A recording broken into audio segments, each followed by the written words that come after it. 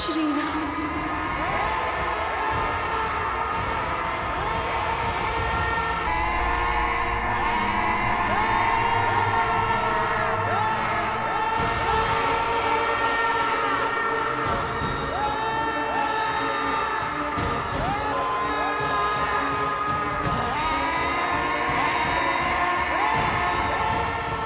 अरे अभी से भयभीत हो गई तुम सीता। अभी तक तो तुमने विध्वंस का दंश झेला ही नहीं है।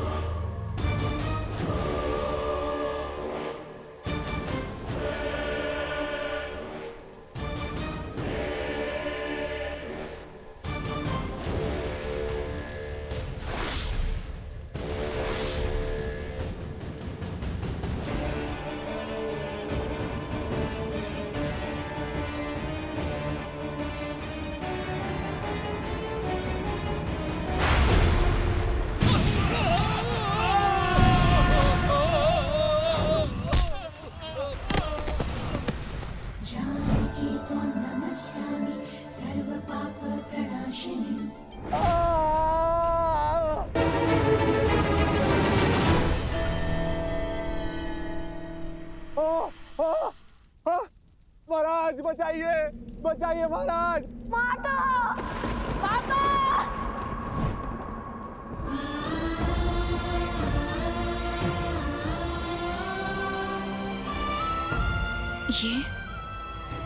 ये सब माता। लवकुश, लवकुश, लवकुश, कहाँ हो तुम? कहाँ है लवकुश? लवकुश,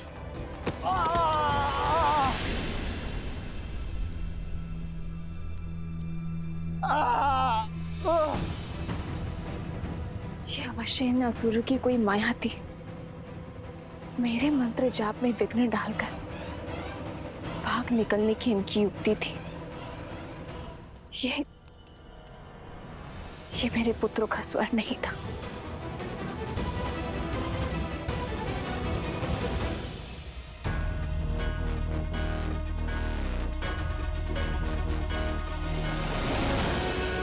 रुक जाओ दुष्ट!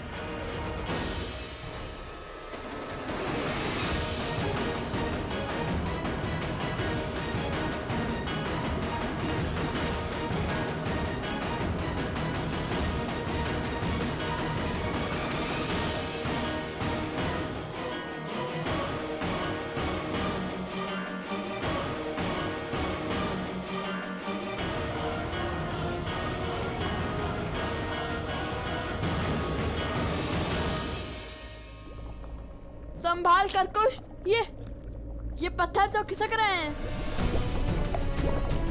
हमें इस पास से बाहर निकलने का कोई न कोई मार्ग ढूंढना होगा। हमें माता का नाम लेकर अपने जीवन को दांव पर लगाकर ना ये अंतिम बार करना होगा। जीवन को बचाने का प्रयास करना होगा। और यदि ये लावा हम पर गिरा या पत्थर निकले तो हमारी मृत्यु निश्चित है।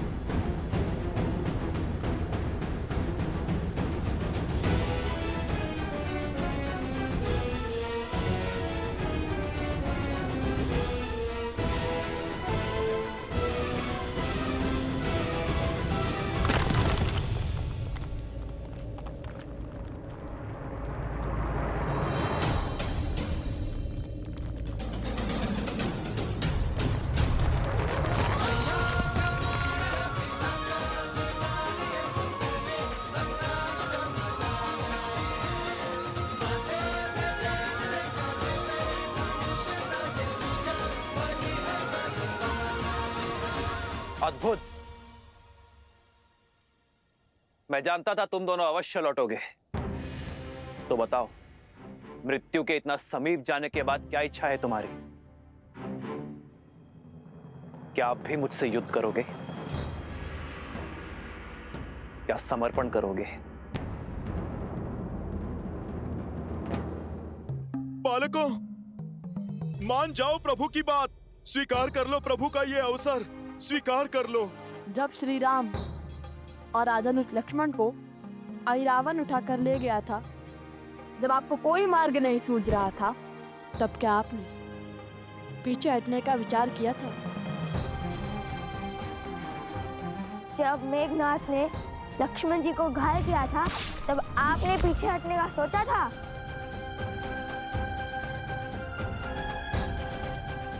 जिनके पास धर्म का साथ होता है, उन्हें पीछे हटने की कोई आवश्यकता नहीं होती बालकों। आपको किसने कहा कि हमने अश्वरोग का धर्म किया है?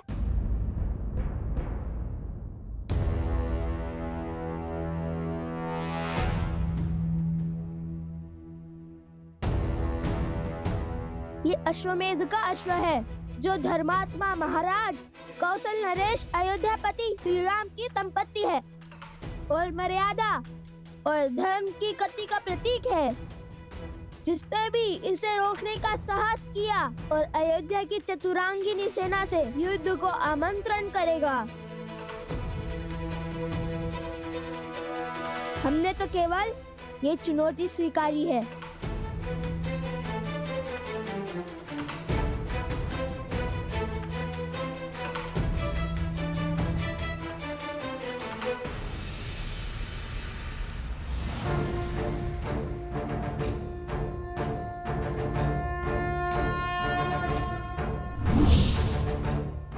यदि चुनौती ली है तो उसे पूर्ण करने के लिए सच हो जाओ।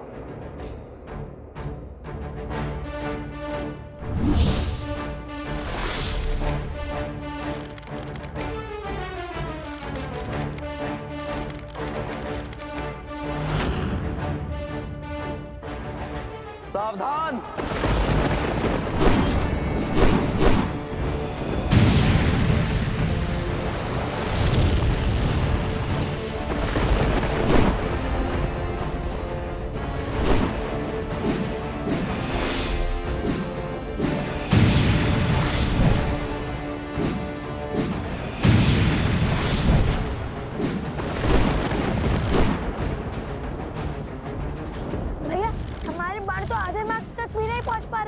प्रयास करते रहो कुश।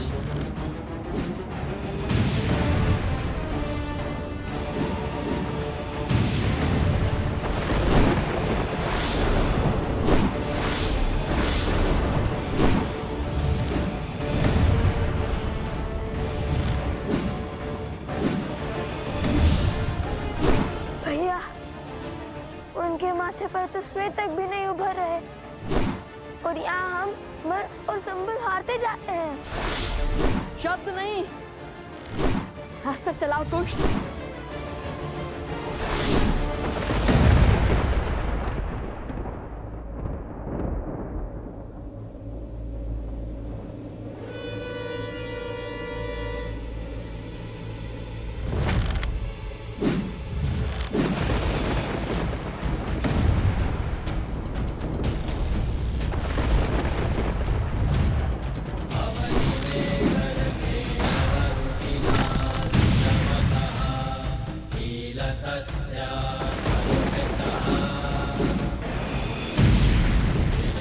किशोर अवस्था में ये बालक श्री राम के सामने खड़े हैं। उन श्री राम के सामने जिनके आगे रावण और बाली जैसे महाबली नहीं टिक पाए। लगता है जैसे श्री राम के समक्ष साक्षात श्री राम खड़े हैं। ये विद्या के धनी अवश्य हैं, किंतु विद्या का उपयोग अधर्म के लिए कर रहे हैं। ये विद्या राष्ट्र की भलाई, देश के विकास के काम आनी चाहिए थी, किंतु उन्होंने बुराई का पथ चुना है। और बुराई चाहे जितनी बलशाली हो, अंत में हारती ही है।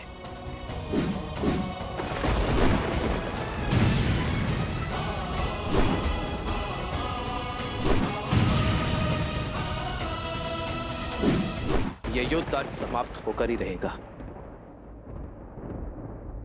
या तो ये बालक आज अपना हट त्यागेंगे या फिर प्राण। सदा चलिया प्राण जाए पर वचन न जाए।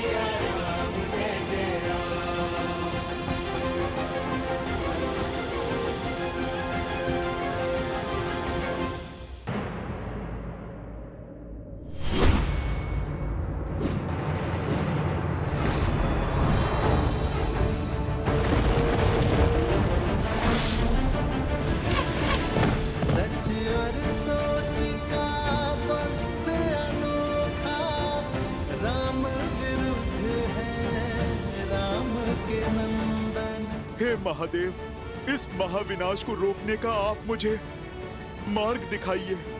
मेरे प्रभु और उनके वंशजों को इस अनर्थ से बचाइए महादेव।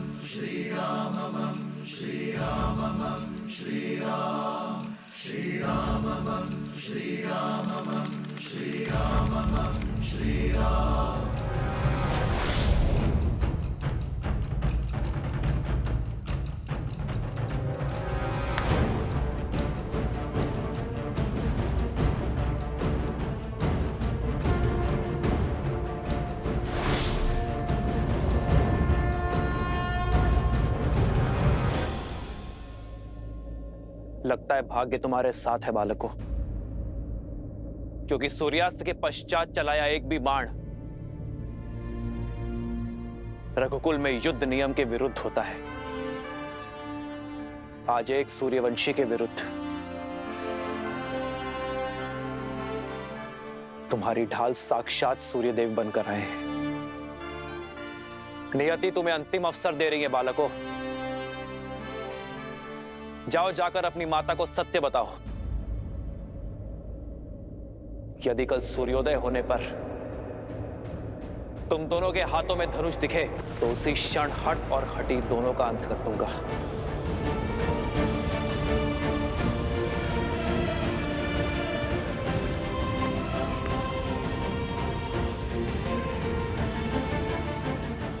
कल भोर होते ही अश्वमेध यज्ञ के अश्व और हनुमान को लेकर मैं अयोध्या के लिए निकल जाऊंगा।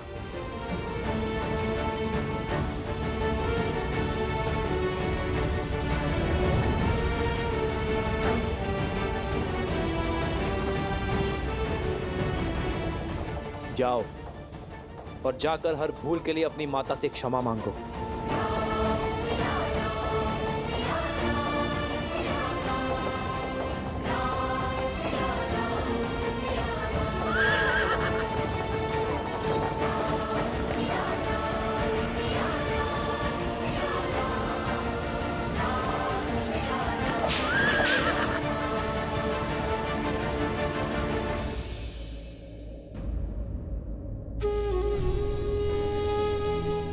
श्री रामचंद्र कृपालु भजमन हरण भव भय दारुणम। कृपा और दया के सागर है मेरे प्रभु श्री राम। यही उनकी महानता है। वो हर एक पापी को अंतिम अवसर देते हैं। उन्होंने रावण तक को दिया था, फिर आप दोनों तो उनके परम भक्त हैं। अपनी भूल सुधारिए। जाओ लवकुश, ये मेरी आपसे विनती है, अपनी माता को सब कुछ सच बता दो। फिर जो माता कहे आप वो ही करना। समझने का प्रयास करो बालकों। आज जो बाण रुक गए वो जलंधर अवश्य चलेंगे, और वो प्रहार रघुकुल के मस्तक पर सबसे बड़ा कलंक होगा। जाओ, आप अपनी माता से बात करो। यदि बता नहीं सकते तो उन्हें यहाँ पर ले आओ। हर समस्या का समाधान स्वयं हो जाएगा बालकों।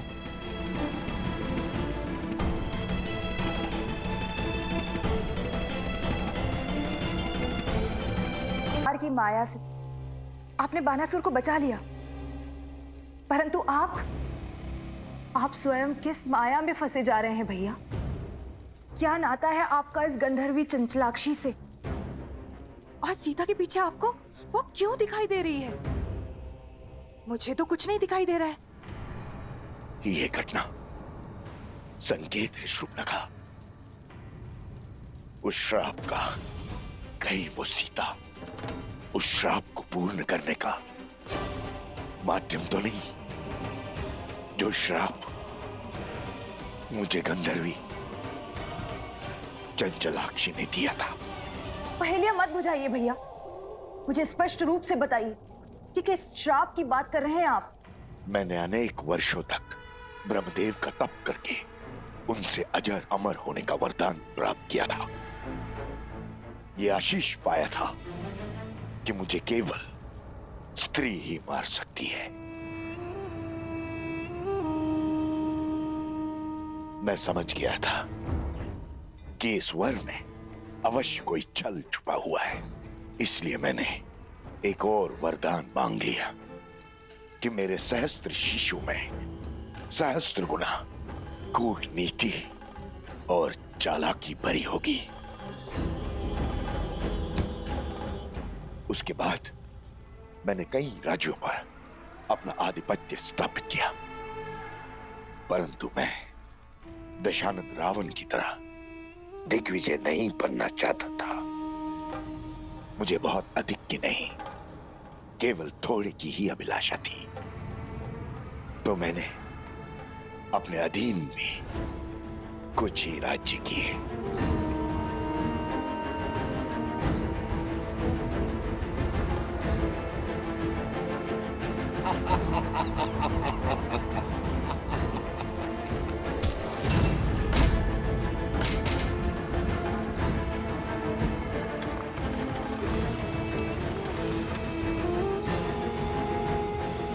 ये है हर किसी को अपने सामने झुकने पर विवश कर देने वाले सहस्त्र मुख। मैं अपना राज्य इन्हें सौंपता हूं। आज से यहाँ की हर वस्तु हमारी है। जाओ, हर रत्न, हर आभूषण, हर मूल्यवान वस्तु ले आओ हमारे समक्ष।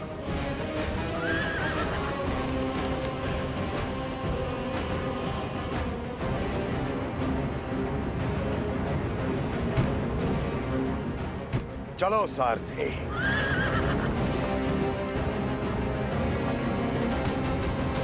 छोड़ो मुझे, छोड़ दीजिए, क्या कर रहे हैं? छोड़ दीजिए।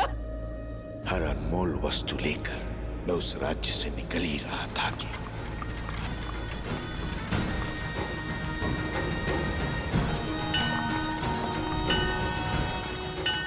रुको सारथी।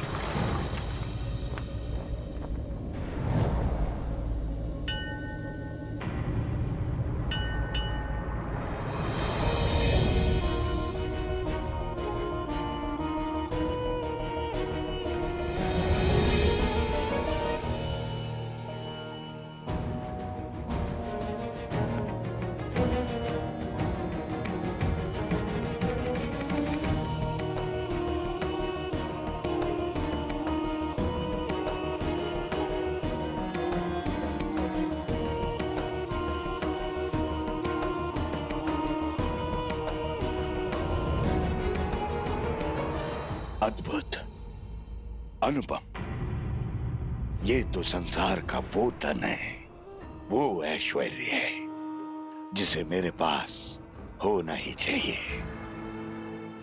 इसे न भोगा, इसे न पाया, तो वरदान का लाभ क्या?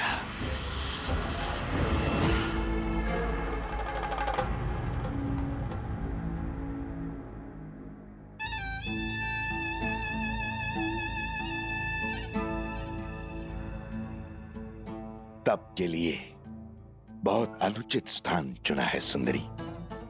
तुम्हारा तप और पूजा सफल हुई। अब कोई आवश्यकता नहीं अब इस लक्ष्मी या किसी और देवी देवता की पूजा की। अब तुम मेरी हो। अब और लक्ष्मी और वैभव की आवश्यकता कहां? तुम्हें संसार का हर सुख दूंगा मैं, हर मनोकामना पूर्ण करूंगा।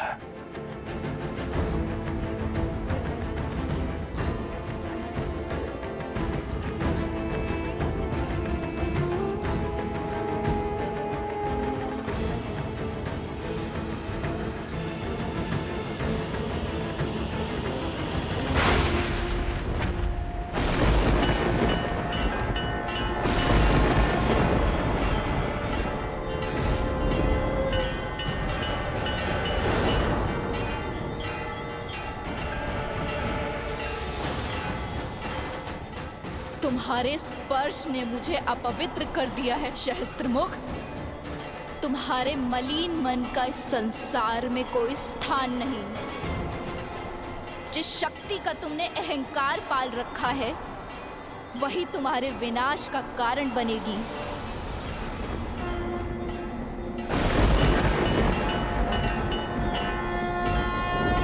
विनाश और मेरा? ब्रह्मा का वरदान प्राप्त है मुझे। कौन मारेगा मुझे?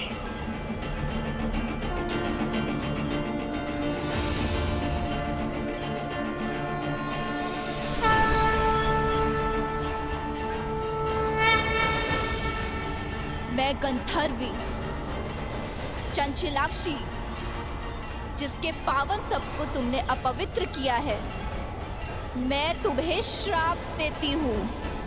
यदि मेरे माँ के प्रति भक्ति सच्ची है तो मुझे हर पुण्य मिल जाएगा।